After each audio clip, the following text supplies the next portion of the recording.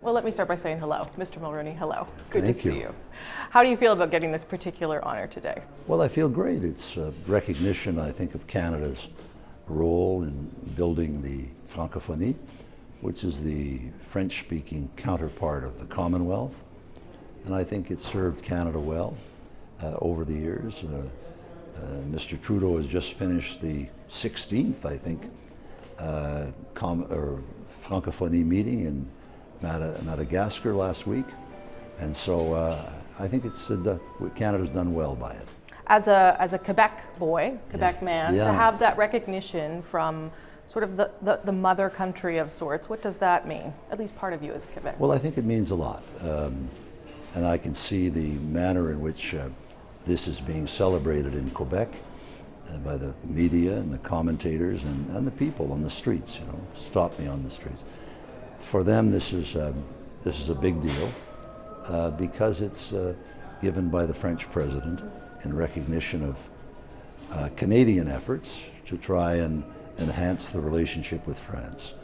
So I think they view it very, very favorably. And you had a good relationship in particular with Monsieur Mitterrand when you set up the Francophonie. What in particular brought you two together so closely? Well, I think what initially did it was the fact that I had found a formula that prevented the ongoing blockage of relationships with France by devising a formula with Pierre-Marc Johnson that allowed Quebec and New Brunswick to join us internationally at this new Commonwealth, French-speaking Commonwealth, which Mitterrand very much wanted because of his desire to have an instrument for what he called La France universelle. And so this was the culmination of a dream of his, and the fact that Canada made it happen and became the number 2 in terms of financial support of this group, as we do for the British Commonwealth, this pleased him a great deal. So it led to a lot of achievements by France and Canada and benefits for our citizens. It's interesting that you're getting this award on the day when the Conservative Party is about to have its first bilingual debate. It will be sort of a test to see how good people are and how capable they are. How important is it, do you think, for national political leaders, but particularly for the leader of the Conservative Party, to be fluently bilingual? Well, you know, Rosie, I sometimes half facetiously used to say, well, what do you think the chances would be in a general election campaign if the new leader of the Conservative Party went into Ontario and he couldn't speak English? I think he'd be rather handicapped.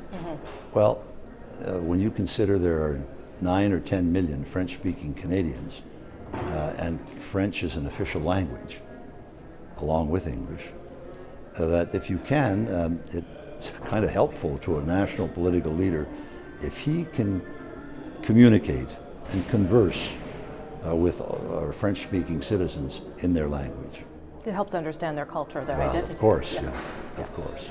You're also obviously watching this race from afar, and you see some of the things that certain candidates are doing around identity politics. What do you think are the potential pitfalls of that kind of politics, even during a leadership campaign? Well, I think that the candidates are fighting for attention. You know, it's a 14 or a 15-man horse race they've got going on. And so they're fighting for attention, and it's not easy to get traction in this kind of a race. So I don't blame anybody for saying what they have to say to get noticed or move ahead. The fact of the matter, however, is that my government increased immigration to the highest level in Canadian history, to 250,000, and we increased the refugees based on my firm belief that Canada and other industrialized countries and democracies only prosper with great waves of immigration. And that's what we've done. Immigrants bring loyalty, conviction, dynamism, and hard work to Canada. And they're an important part of our prosperity agenda in many ways.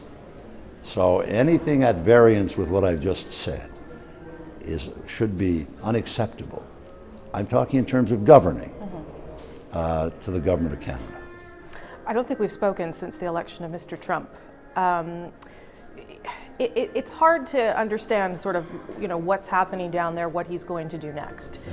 What would you say to this government is the best way to approach the next few months as he comes into office and they start to get to know him and his administration? What would be your advice? I think to do what they're doing now. I think Mr. Trudeau called him soon after his election, and I happen to know, the feedback on that was positive. And I think the ambassador down there, McNaughton, is doing a very good job going to see the governors and the senators and so on.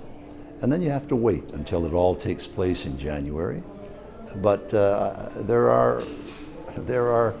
there's movement going on between Canada and the United States at the moment, led by the Prime Minister, and I think it's all positive. Are you giving him some advice on that front? Well, I'm not giving anybody advice, Rosie, but look, I've known Donald Trump for 25 years, and he lives in Palm Beach, and so do I, although you'd have no difficulty in distinguishing whose house is whose down there. But I've known him all these years. He's a very fine fellow. As I've said, anybody who can make $10 billion while raising 5 kids, wonderful children, none of whom smoke, drink, or take drugs, I want to tell you, that's quite an achievement right there. So he's a very solid citizen. But he's a bit unpredictable. He's unpredictable, but governance constrains us all. All of a sudden, the fun of campaigning is over. And the population gets fed up with us campaigning. They want to see action. And he's got quite an action plan. I'll tell you, I'm not predicting anything, but I would not be surprised if indeed Trump surprised everybody and turned out to be a very important president of the United States with a significant record of achievement. He's got quite an agenda now. But some of it would be not really Canadian values or in line with this Prime Minister. Well, but he can look, it's his country. They'll do what they think is of benefit to their country. I don't see anything in the thrust of their policies alien to our interests. Now, you get into NAFTA, I think that NAFTA is almost 95% directed to Mexico, and it has to do less with trade than it has to do with immigration, drugs, building the wall, and that kind of stuff. Canada, our trade between Canada and the United States is, as I have told them, a perfect model, because with $900 billion a year in trade back and forth, the largest trade between any two countries in the history of the world, we're almost in perfect balance at the end of the year. Now that's a great free trade deal. That's what we have with the United States. And they've got no problems with us. I think they're talking mostly about Mexico.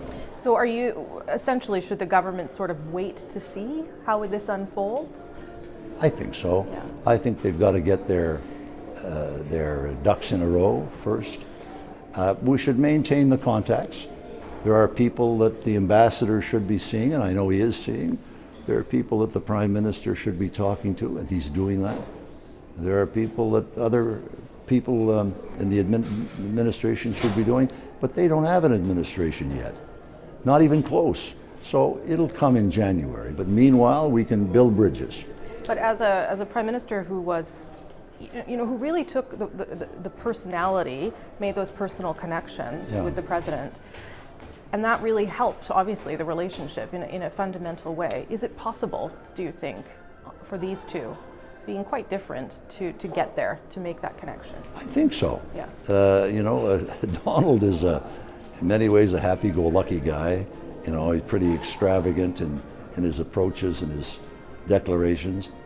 But Justin Trudeau, whom I've known since he was 2, has his own charm about him, and his own way of dealing interpersonally with people, and he seems to be very successful at it.